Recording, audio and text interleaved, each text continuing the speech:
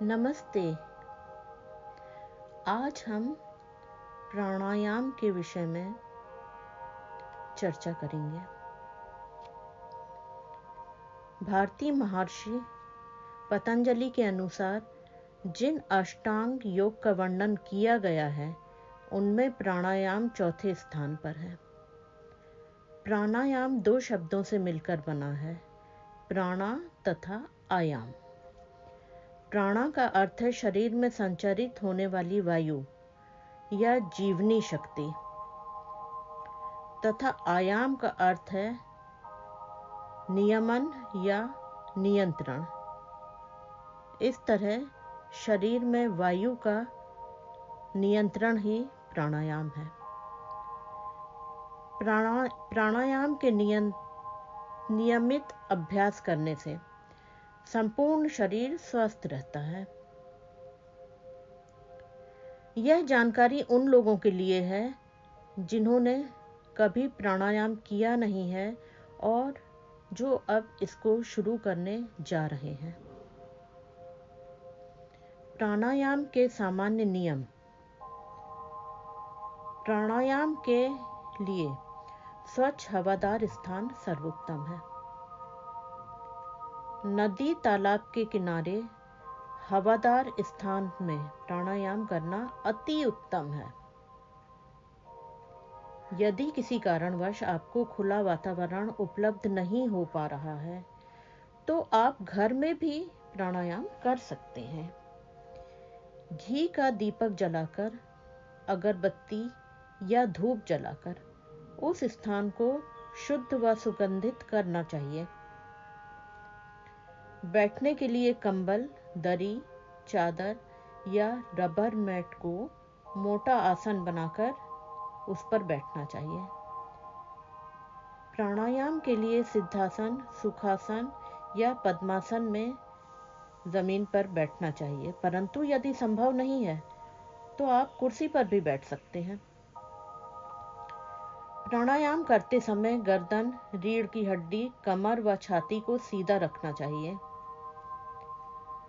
हाथों को अनुकूल हस्त मुद्रा में रखें तथा आंखों को बंद रखें। श्वास सदा ही नाक से लेना चाहिए। प्राणायाम करने वाले व्यक्ति को अपने आहार, विहार, आचार व विचार पर ध्यान देना चाहिए। यूं तो प्राणायाम बहुत तरह के होते हैं, परंतु यहाँ हम मुख्य 5 प्राणायामों के विषय में बात करेंगे। पहला भस्त्रिका प्राणायाम, दूसरा कपालभाति प्राणायाम, तीसरा उज्जयी प्राणायाम, चौथा आलोम विलोम प्राणायाम तथा पांचवा भ्रामरी प्राणायाम। पहला भस्त्रिका प्राणायाम। दोनों नासिका छिद्रों से श्वास को पूरा अंदर डायाफ्राम तक भरना तथा धीरे धीरे सहजता के साथ श्वास को छोड़ना भस्त्रिका प्राणायाम कहलाता है। बिना रुके 1 मिनट में 12 बार करना होता है। इसे डायफ्रैग्मेटिक डीप ब्रीदिंग भी कहते हैं।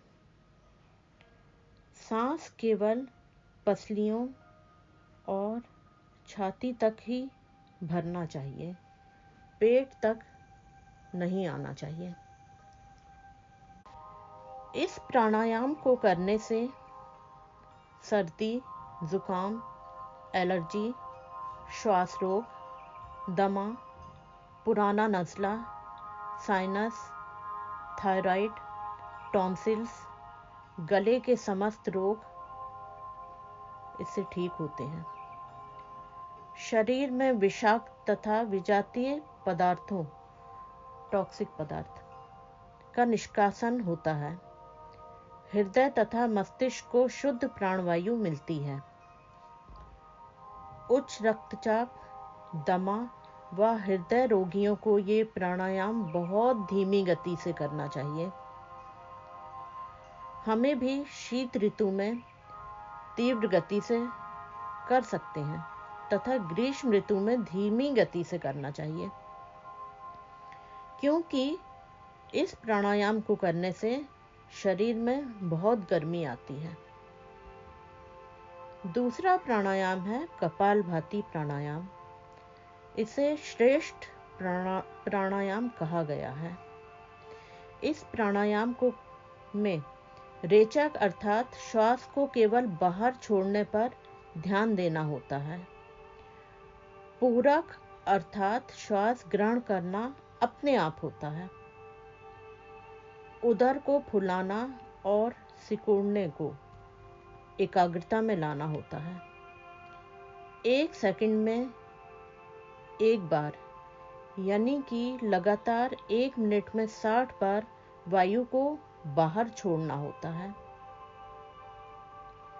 कफ संबंधी विकार, दमा, एलर्जी, साइनस, मोटापा, मधुमेह, गैस, कब्ज, आम्लपित्त यानी कि एसिडिटी, किडनी तथा प्रोस्टेट से संबंधित सभी विकार, आमाशय, अग्नाशय, यकृत, प्लीहा विकारों का नाश होता है। ध्यान रहे, हृदय रोगियों को 2 सेकंड में एक बार श्वास को छोड़ना यानी कि स्ट्रोक मारना होता है। लगभग सभी बीमारियों के लिए यह प्राणायाम सर्वोत्तम है। धीरे धीरे बढ़ाते हुए कम से कम 5 मिनट अवश्य करें।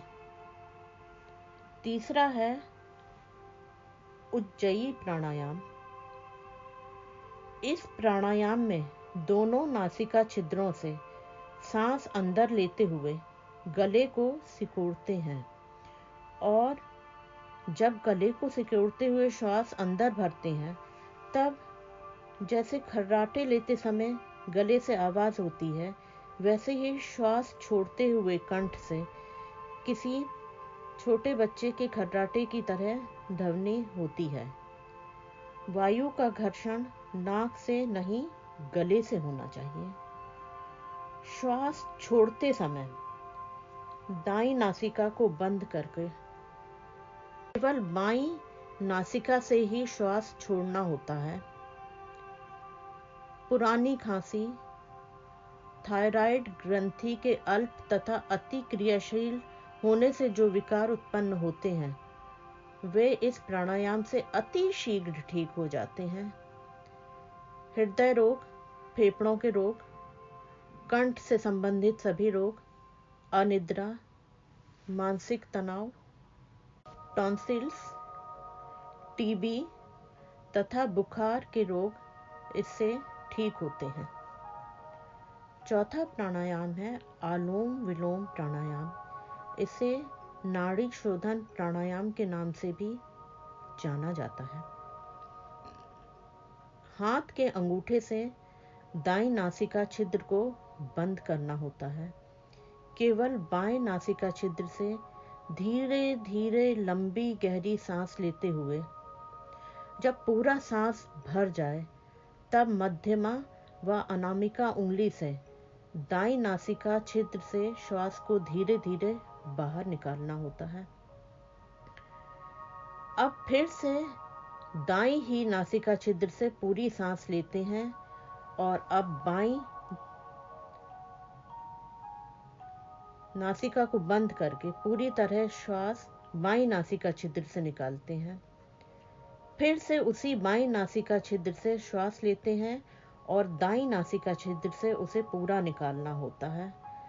लगातार कम से कम 5 मिनट तक भरें। इस तरह करते हुए ये त्वचा विकार, सोराइसिस, नपुंसकता, एड्स, जुकाम, अस्थमा, खांसी, टॉन्सिल्स, कफ विकार, कोलेस्ट्रॉल संबंधित सभी विकार इससे ठीक होते हैं। अंतिम है भ्रामरी प्राणायाम। इसमें दोनों हाथों के अंगूठे से दोनों कान बंद करते हैं। दोनों अनामिका उंगलियों को माथे पर रखते हैं। बाकी 3 उंगलियों को आंखों पर और नासिका के बाजू में रखते हैं। श्वास को पूरा भरकर भौरे की भांति गुंजन करते हुए नाद रूप में ओम शब्द का उच्चारण करते हुए धीरे धीरे श्वास को बाहर छोड़ते हैं। फिर पुनरावृत्ति करते हैं। इसे करने से कैंसर, अवसाद, आधे सिर का दर्द, हृदय विकार या हृदय से संबंधित सारे विकार, नेत्र विकार, मानसिक तनाव, उत्तेजना तथा उच्च रक्तचाप में यह प्राणायाम बहुत लाभदायी है। अब हम यहाँ विशेष ध्यान देने योग्य बातें करेंगे। सभी प्राणायाम अभ्यास विधि व समयबद्ध रूप से मध्यम गति से अपने शरीर की क्षमता के अनुसार ही करना चाहिए। धीरे धीरे और कम से प्रारंभ करके क्रमशः गिनती बढ़ाना चाहिए। जोर लगाकर नहीं करना चाहिए। पेट की किसी भी तरह की शल्य चिकित्सा ऑपरेशन, पेट का कोई भी ऑपरेशन हुआ हो तो 6 महीने तक प्राणायाम वर्जित है। बाद में आराम से कम कम गिनती से प्रारंभ करके धीरे धीरे बढ़ें। प्राणायाम करने का सर्वोत्तम समय सुबह खाली पेट होना चाहिए। यदि किसी कारणवश सायंकाल भी या दोनों समय भी प्राणायाम करना हो तो भोजन के 4-5 घंटे बाद करना चाहिए। इस प्रकार सब सही ढंग से नियमों का अनुसार पालन करते हुए प्राणायाम आपके शरीर के तीनों दोषों को, वात, पित्त और कफ को दूर कर देगा। परंतु यह लगातार लंबे समय तक करने से ही होगा, क्योंकि प्राणायाम कोई जादू नहीं है कि आज किया और कल हो गया। कम से कम 3 महीने के बाद ही इसका बहुत अच्छा असर आता है और ये असर जीवन भर आपको निरोग रखता है। प्राणायाम शुरू करने से पहले अपने चिकित्सक से इस विषय में अपने शरीर के अनुसार करने की परामर्श भी लेना चाहिए। आशा करती हूँ कि यह जानकारी आपको पसंद आई होगी।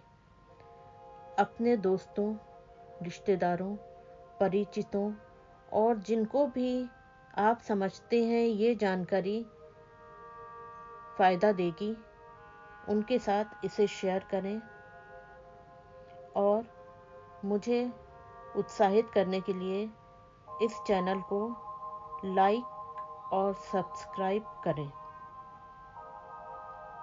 धन्यवाद।